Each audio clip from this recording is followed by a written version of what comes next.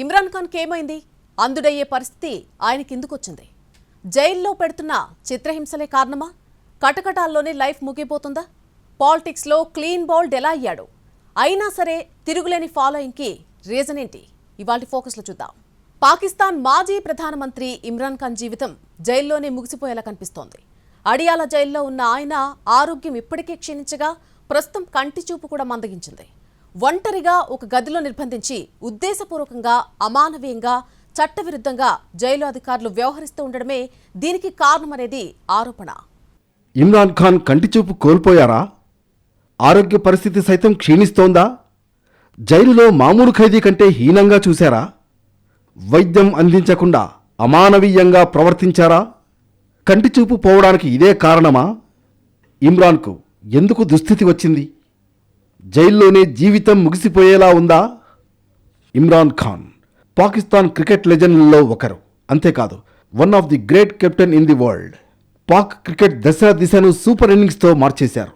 తర్వాత పొలిటికల్ ఎంట్రీతో తనదైన శకాన్ని సృష్టించుకున్నారు.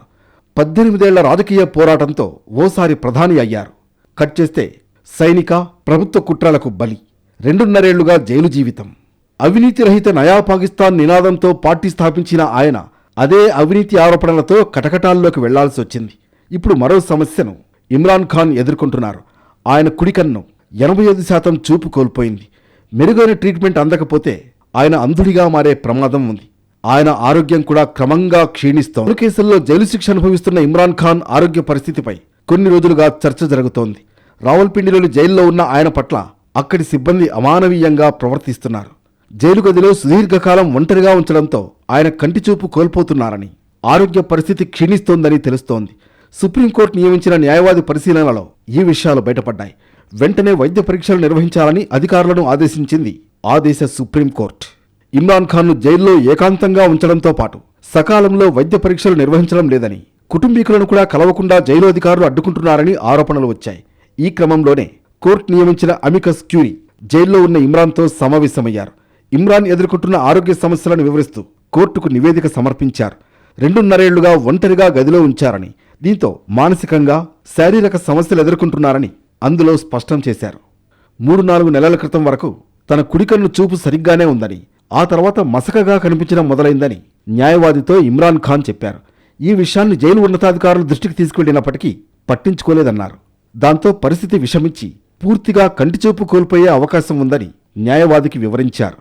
ఇప్పటికే ఎన్నో అనారోగ్య సమస్యలతో సతమతమవుతున్న ఇమ్రాన్ ఖాన్కు కంటిచూపు సన్నగిల్లుతున్నట్లు కోర్టు నియమించిన న్యాయవాది సమర్పించిన నివేదికలో స్పష్టం చేశారు.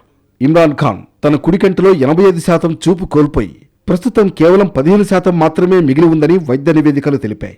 ఉద్దేశపూర్వకంగా అత్యంత అమానుషంగా అడియాలా జైలు అధికారులు వ్యవహరిస్తున్న తీరుతోనే కంటిచూపు సన్నగిల్లినట్లు ఆరోపిస్తున్నారు ఆయన సన్నిహితులు. నిజానికి గతేడాది అక్టోబర్ వరకు ఆయనకు సాధారణ చూపు ఉన్నప్పటికీ తర్వాత బ్లడ్ క్లాట్ కావడంతో తీవ్రమైన నష్టం జరిగింది. ప్రమాదకరమైన కంటి సమస్యతో బాధపడుతున్నారని, అందుకోసం ప్రభుత్వ ఆసుపత్రిలో చికిత్స తీసుకుంటున్నట్లు స్థానిక మీడియా తెలిపింది. అసలు ఇమ్రాన్కు వచ్చిన తీవ్రమైన కంటి వ్యాధి ఏంటి, ఎందువల్ల వస్తుందనే విషయానికొస్తే ఇమ్రాన్ ఖాన్కు రెటినా సిర క్లోజే ఉన్నట్లు వైద్య పరీక్షలో తేలింది. ఆయన్ను ప్రభుత్వ ఆసుపత్రికి తరలించి ఓ 20 నిమిషాల పాటు చికిత్స అందించి తిరిగి జైలుకు తరలించినట్లు అధికార వర్గాల సమాచారం. ప్రస్తుతం ఆయన ఆరోగ్యంగా ఉన్నారని జైలు అధికారులు చెప్పుకొచ్చారు. రెటినా సిర మూసుకుపోవడం లేదా ఆవిఓ అనేది రెటినా నుంచి రక్తాన్ని బయటకు పంపే సిరలో పాక్షికంగా లేదా పూర్తిగా అడ్డుపడటం. దీనివల్ల కంటి వెనుక భాగంలో ఉన్న కణజాల పొర కాంతిని మనం చూడగలిగే చిత్రాలలోకి అనుమతిస్తుంది. రెటినా సిరలో అడ్డంకి రెటినా నుంచి రక్తం బయటకు రాకుండా నిరోధిస్తుంది. దాంతో కంట్లో ఒత్తిడి పెరిగి వాపు వంటి తీవ్రమైన సమస్యలను కలిగిస్తుంది. ఫలితం దృష్టి సమస్యలు లేదా నష్టం వాటిల్లే ప్రమాదం ఉంటుంది. పేషెంట్ కంటి పరిస్థితి దృష్ట్యా ఇంజెక్షన్ల ద్వారా చికిత్స నుంచి శస్త్రచికిత్స వరకు ఏదైనా చేయాల్సి ఉంటుంది. అదంతా రోగి కంటి సమస్యపై ఆధారపడి ఉంటుంది. ఈ పరిస్థితి రెటినా సిర ద్వారా సాధారణ రక్త ప్రవాహానికి అంతరాయం వల్ల సంభవిస్తుందని అధ్యయనాలు చెబుతున్నాయి. కొన్ని నెలలుగా ఇమ్రాన్ ఆరోగ్య సమస్యల గురించి జైలు అధికారులు పట్టించుకోవడం లేదు. మాజీ ప్రధానిని ఒంటరిగా నిర్బంధించడం, సకాలంలో వైద్య సౌకర్యం అందజేయకపోవడం, కుటుంబ సభ్యులను కలవకుండా నిరోధించడం, న్యాయ సహాయకులకు అనుమతి ఇవ్వకపోవడం వంటి దారుణమైన అంశాలను నివేదిక బయటపెట్టింది. ఈ పరిస్థితికి ప్రభుత్వం, పాకిస్తాన్ సైన్యమే కారణమనే విమర్శలొస్తున్నాయి. 2023 అక్టోబర్లో అడియాలా జైలుకు బదిలీ అయినప్పటి నుంచి ఇమ్రాన్ ఖాన్ దాదాపు 2 సంవత్సరాల 4 నెలలుగా ఏకాంత నిర్బంధంలో ఉన్నారని నివేదిక ధృవీకరిస్తోంది. 2024 అక్టోబర్ తర్వాత ఇమ్రాన్ ఖాన్ను తన వ్యక్తిగత వైద్యులు కూడా కలవడానికి జైలు అధికారులు అనుమతించలేదని పీటీఐ ఆరోపిస్తోంది. ఇస్లామాబాద్ హైకోర్టు స్పష్టమైన ఆదేశాలు ఇచ్చినప్పటికీ జైలు అధికారులు వైద్య పరీక్షలకు అనుమతించడం లేదని, ఇది ప్రాథమిక మానవ హక్కుల ఉల్లంఘన అని అంటోంది. రాజకీయ కక్ష సాధింపులో భాగంగా ప్రభుత్వం ఇమ్రాన్ ఖాన్ ప్రాణాలతో చెలగాటమాడుతోందని విమర్శించింది.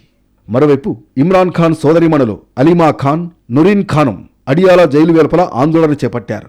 తమకు అధికారికంగా ఎలాంటి సమాచారం ఇవ్వలేదని, ఆయనకు కంటి సమస్య ఉంటే ఎందుకు చెప్పలేదని ప్రశ్నిస్తున్నారామె. కేవలం వైద్య సహాయం మాత్రమే కాకుండా ఆయనను వెంటనే విడుదల చేయాలన్నదే తమ ఏకైక డిమాండ్ అని స్పష్టం చేశారామె. అలాగే ఇమ్రాన్ ఖాన్ను కలిసేందుకు అనుమతించాలని కోరుతూ పీటీఐ నేతలు ఇస్లామాబాద్ హైకోర్టులో కొత్త పిటిషన్ దాఖలు చేశారు. ఒక ఖైదీని కలవడం చట్టపరమైన హక్కు అని, ఇమ్రాన్ ఖాన్, ఆయన భార్య బుష్రా బీబీ ఆరోగ్యంపై తాము ఆందోళన చెందుతున్నామని PTI chairman barrister Gohar Ali Khan తెలిపారు. 2.5 ఏళ్లుగా ఇమ్రాన్ ఖాన్ జైలు జీవితం ఎందుకు గడుపుతున్నారు? జైలుకు వెళ్లడానికి దారితీసిన పరిస్థితులేంటి? ఆయన ఎదుర్కొంటున్న ఆరోపణలు ఎన్నున్నాయి? ఎన్ని కేసుల్లో ఆయనకు శిక్ష పడింది? చూద్దాం. పాకిస్తాన్ క్రికెటర్గా తనకంటూ ప్రత్యేక గుర్తింపును తెచ్చుకున్న ఇమ్రాన్ ఆ తర్వాత రాజకీయాల్లోకి ఎంట్రీ ఇచ్చారు. 1996లో న్యాయం కోసం ఉద్యమం అని అర్థం వచ్చేలా తెహ్రీక్ ఈ ఇన్సాఫ్ పేరుతో పార్టీని స్థాపించారు. 2002లో జాతీయ అసెంబ్లీలో మియాన్వాలీ సీటు గెలిచి 2007 వరకు ప్రతిపక్ష సభ్యుడిగా పనిచేశారు. 2008లో సార్వత్రిక ఎన్నికలను బహిష్కరించింది పీటీఐ. అవినీతి రహిత నయా పాకిస్తాన్ నినాదంతో రాజకీయాల్లోకి వచ్చిన ఆయన 2 దశాబ్దాలకు పైగా రాజకీయంగా పోరాడిన తర్వాత 2018లో పాకిస్తాన్ ప్రధానమంత్రిగా బాధ్యతలు చేపట్టారు. అవినీతికి వ్యతిరేకంగా పోరాటం, ఆరోగ్య బీమా ప్రవేశపెట్టడం వంటి కార్యక్రమాలు చేపట్టారు. కానీ ఆర్థిక సంక్షోభం, ద్రవ్యోల్బణం, సైన్యంతో సంబంధాలు దెబ్బతినడం వల్ల ఆయన ప్రభుత్వం ఇబ్బందుల్లో పడింది. 2022 ఏప్రిల్లో అవిశ్వాస తీర్మానం ద్వారా ప్రధాని పదవిని కోల్పోయారు. ఆ మరుసటి ఏడాది తోషాఖానా అవినీతి కేసులో అరెస్టై జైలుకు వెళ్లారు. అవినీతి, అధికార దుర్వినియోగం ఆరోపణల నుంచి హింసను ప్రేరేపించడం వరకు పెద్ద సంఖ్యలో కేసులను ఎదుర్కోవాల్సి వచ్చింది. 2023 ఆగస్టు నుంచి ఇమ్రాన్ ఖాన్ నిర్బంధంలో ఉన్నారు. అప్పటి నుంచి జైలు జీవితం గడుపుతున్న ఆయన దేశ రహస్యాలను లీక్ చేయడం, బహుమతులను అమ్మడం వంటి వాటితో సహా 100 కేసుల్లో ఆరోపణలు ఎదుర్కొంటున్నారు. ఇవన్నీ రాజకీయ ప్రేరేపితమని ఇమ్రాన్ ఖాన్ మద్దతుదారులు ఖండించారు. తొలుత 2023 ఆగస్టులో అవినీతి కేసులో ఇమ్రాన్ ఖాన్ను ఇస్లామాబాద్ కోర్టు దోషిగా తేల్చడంతో పాటు 3 ఏళ్ల జైలు శిక్ష విధించింది. దీంతో లాహోర్లోని ఆయన నివాసంలో అరెస్టు చేశారు. అప్పటి నుంచి జైల్లో గడుపుతున్నారు. ఇస్లామాబాద్ కోర్టు తీర్పు ఇమ్రాన్ ఖాన్ను తదుపరి 5 సంవత్సరాల పాటు ఏ పదవిలో ఉండకుండా నిషేధించింది. అటు తీవ్ర సంచలనం సృష్టించిన తోషఖానా 2 అవినీతి కేసులో ఇమ్రాన్ ఖాన్, ఆయన భార్య బుష్రా బీబీకి న్యాయస్థానంలో మరో భారీ ఎదురుదెబ్బ తగిలింది. ఈ కేసులో ప్రత్యేక కోర్టు వారికి 17 ఏళ్ల చొప్పున కఠిన కారాగార శిక్ష విధించింది. దీంతో ఇమ్రాన్ జైలు నుంచి బయటకు వచ్చే అవకాశం లేకుండా పోయింది. ఇమ్రాన్ ఖాన్ ప్రభుత్వం అధికారంలో ఉన్న సమయంలో సౌదీ ప్రభుత్వం నుంచి ఖరీదైన బహుమతులు వచ్చాయి. కానీ వాటిని ప్రభుత్వ ఖజానాలో జమ చేయలేదు. అనంతరం బహుమతులను తక్కువ ధరకు అక్రమంగా సొంతం చేసుకున్నారన్న ఆరోపణలు వెల్లువెత్తాయి. ఈ క్రమంలో కేసు నమోదు చేసి విచారణ చేపట్టగా ఆరోపణలు నిజమేనని రుజువైంది. దీంతో తోషఖానా 2 అవినీతి కేసులో ఇమ్రాన్ ఖాన్, ఆయన భార్య బుష్రా బీబీకి ప్రత్యేక కోర్టు 17 ఏళ్ల చొప్పున కఠిన కారాగార శిక్ష విధించింది.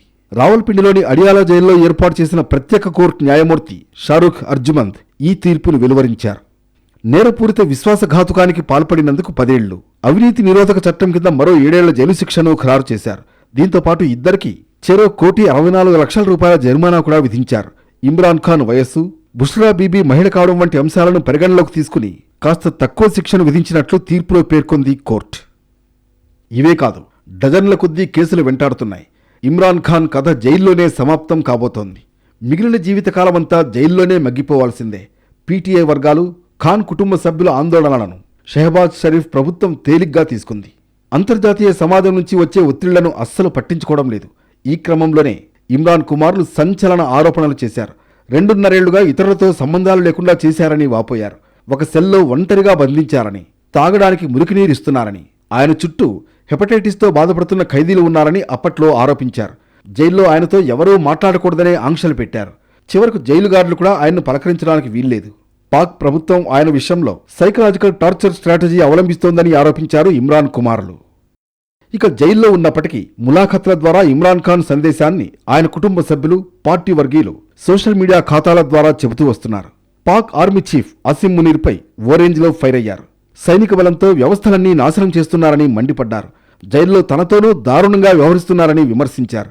తనను ఒంటరిగా ఉంచారని, కనీస సదుపాయాలు కూడా కల్పించడం లేదని వాపోయారు. అయితే ఆర్మీ చీఫ్ అసిమ్ మునీర్ షెహబాజ్ షరీఫ్ ప్రభుత్వంపై ఆయన సంచలన ఆరోపణలు చేశాక ఆయన నుంచి ఎలాంటి చప్పుడు లేదు. ములాఖత్లకు అడియాలా జైలు అధికారులు అనుమతించకపోవడమే అందుకు కారణం. జైల్లో ఆయన భద్రంగానే ఉన్నారా, సజీవంగా ఉన్నారా, ఆరోగ్యంగా ఉన్నారా అనే అనుమానాలతో ఆందోళన వ్యక్తమైంది. ఈ క్రమంలో గతేడాది చివర్లో ఇమ్రాన్ ఖాన్ చనిపోయారని ఓ ఫోటో వైరల్ అయింది. సోషల్ మీడియాలో ఈ న్యూస్ దావానలంలా మారింది. జైల్లోనే ఇమ్రాన్ను చంపేందుకు ఆర్మీ చీఫ్ అసిమ్ మునీర్తో ఐఎస్ఐ కుట్ర పన్నిందంటూ బలూచిస్తాన్ విదేశాంగ శాఖ ఆరోపించడంపై ఆందోళనలు మరింత తీవ్రమయ్యాయి. ఇమ్రాన్ను చూసేందుకు తమను అనుమతించడం లేదంటూ జైలు సూపరింటెండెంట్, ఇతర అధికారులపై ఆయన సోదరి అలీమా కోర్టులో పిటిషన్ కూడా వేశారు. పీటీఐ కార్యకర్తలు తమ ఆందోళనలను ఉధృతం చేయడంతో ఎట్టకేలకు ఇమ్రాన్ను కలుసుకునేందుకు ఉస్మాను జైలు అధికారులు అనుమతించారు. తన సోదరిని కలుసుకున్న అనంతరం ఇమ్రాన్ సజీవంగా ఫిట్నెస్తో ఉన్నారని ఆమె చెప్పారు. మానసికంగా వేధిస్తూ ఉండడం, ఎవరితోనూ మాట్లాడేందుకు అనుమతించకపోవడంపై ఆయన చాలా కోపంగా ఉన్నారని చెప్పుకొచ్చారు. ఆ తర్వాత 4 నెలలకే ఇమ్రాన్ కుడికన్ను చూపు 85% కోల్పోవడం పాకిస్తాన్లో చర్చనీయాంశమైంది. పాకిస్తాన్ క్రికెట్ లెజెండ్స్ ఎవరంటే టక్కున ఇమ్రాన్ ఖాన్ పేరు గుర్తుకొస్తుంది. ఎందుకంటే పాక్ టీంని వరల్డ్ కప్ టోర్నీలో ప్రపంచ విజేతగా నిలిపిన ఘనత అతనొక్కడిదే. ఆ తర్వాత క్రికెట్ నుంచి పొలిటికల్ ఇన్నింగ్స్ మొదలుపెట్టారు. తనదైన రాజకీయాలతో ప్రజల మనస్సులో నిలిచిపోయారు ఇమ్రాన్ ఖాన్. ఇమ్రాన్ ఖాన్ 1952లో జన్మించారు. 13వ ఏటనే క్రికెట్ ఆడటం మొదలుపెట్టారు. 16 ఏళ్లకే ఫస్ట్ క్లాస్ క్రికెట్, తర్వాత లాహోర్ టీమ్స్ తరఫున ఆడి అద్భుత ప్రతిభ చూపించారు. 1971లో నేషనల్ టీంలో అరంగేట్రం చేసిన ఇమ్రాన్ 1976 నాటికి ఒక పటిష్టమైన ఆల్రౌండర్గా జట్టులో స్థిరపడ్డారు. 1980ల నాటికి ప్రపంచ స్థాయి ఫాస్ట్ బౌలర్లలో ఒకరిగా ఎదిగారు. 1982లో కెప్టెన్గా బాధ్యతలు చేపట్టిన తర్వాత పాకిస్తాన్ను ప్రపంచంలోని అత్యుత్తమ జట్లలో ఒకటిగా మార్చారు. ఇంగ్లాండ్, భారత్లలో టెస్ట్ సిరీస్ విజయాలు, అలాగే 1992 వరల్డ్ కప్ విజయం ఆయన కెప్టెన్సీకి మచ్చుతునకలు. రివర్స్ స్వింగ్ టెక్నిక్ను బాగా ఉపయోగించేవారు. తన 21 ఏళ్ల సుదీర్ఘ కెరీర్లో ఒక్క నోబాల్ కూడా వేయకపోవడం ఆయన స్పెషాలిటీ. కెప్టెన్గా పాకిస్తాన్కు మొదటి ఏకైక 50 ఓవర్ల ప్రపంచ కప్ను అందించారు ఆయన.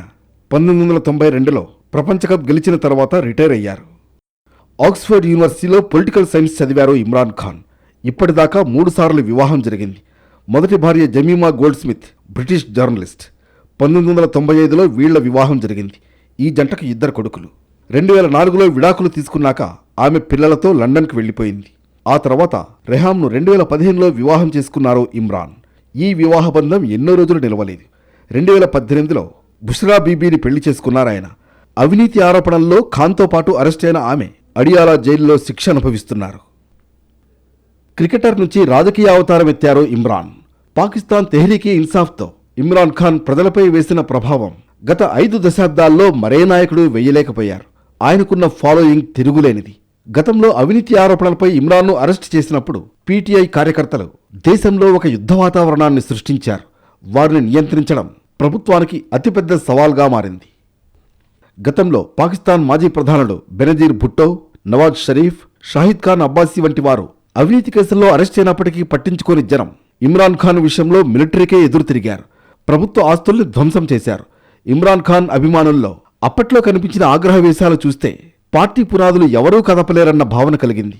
ఇమ్రాన్ ఖాన్ ఒక్కడే నిజాయితీపరుడని, ఆర్థికంగా కుదేలైన దేశాన్ని ఆయన మాత్రమే గాడిలో పెట్టగలరన్న భావన బలంగా ఉండేది. కానీ పవర్ పాలిటిక్స్ వేరుగా ఉంటాయి. ఇమ్రాన్ ఖాన్కు బాగా మొండివాడన్న పేరుంది.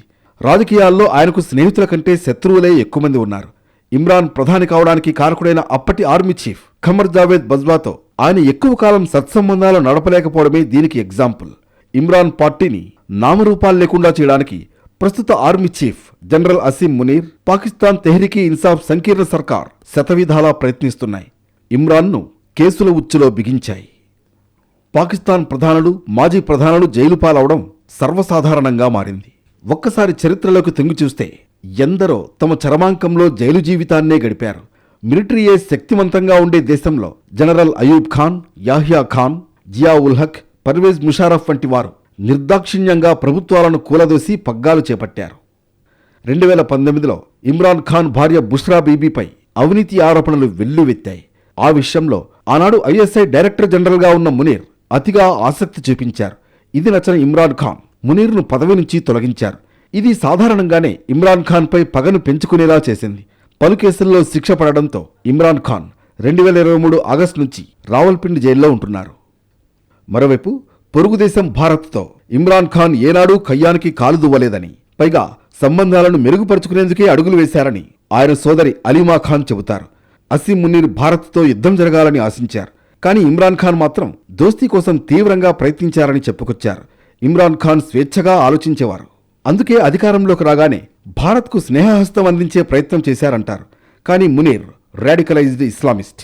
అందుకే భారత్తో కయ్యానికి కాలు దువ్వాడు. అతని ఆ ప్రయత్నంలో భారత్ మిత్రదేశాలు కూడా ఇబ్బంది పడ్డాయని చెబుతారామె.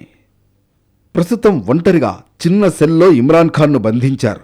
ఎవరితోనూ మాట్లాడనివ్వడం లేదు, బయటకు కూడా రానివ్వడం లేదు, సరైన తిండి పెట్టడం లేదు, మందులు అందించడం లేదు. మానసికంగా ఆయన కుంగిపోయి ఉన్నారు. జైల్లో ప్రత్యక్ష నరకం అనుభవిస్తున్నారు. ఈ పరిస్థితికి అసీం మునీర్ కారణం. పాక్ ప్రభుత్వానికి ఇమ్రాన్ ఖాన్ అంటే భయం పట్టుకుంది. ఎందుకంటే ఆయనకు పాక్ ప్రజల మద్దతు ఉంది కాబట్టి. ఇలాంటి చర్యల ద్వారా ఆయన్ని ప్రజలు మరిచిపోయేలా చేయాలనుకుంటున్నారనేది పీటీఐ లీడర్స్ వెర్షన్. ఇప్పుడున్న కండిషన్ను చూస్తుంటే ఇమ్రాన్ ఖాన్ జీవితం జైల్లోనే ముగిసిపోయేలా ఉంది. అడియాలా జైల్లో ఉన్న ఆయన ఆరోగ్యం ఇప్పటికే క్షీణించింది. కంటి చూపు కూడా మందగించింది. ఆయన బయటకు రావడం కష్టంగానే ఉంది. దీనికి తోడు ఆయన వయసు 74 ఏళ్లు. ఇప్పటికే ఎన్నో అనారోగ్య సమస్యలతో సతమతమవుతున్నారు. 85% కంటిచూపు పోవడంతో ఇమ్రాన్ ఖాన్ జీవితం జైల్లోనే సమాప్తమవుతుందనే టాక్ వినిపిస్తోంది.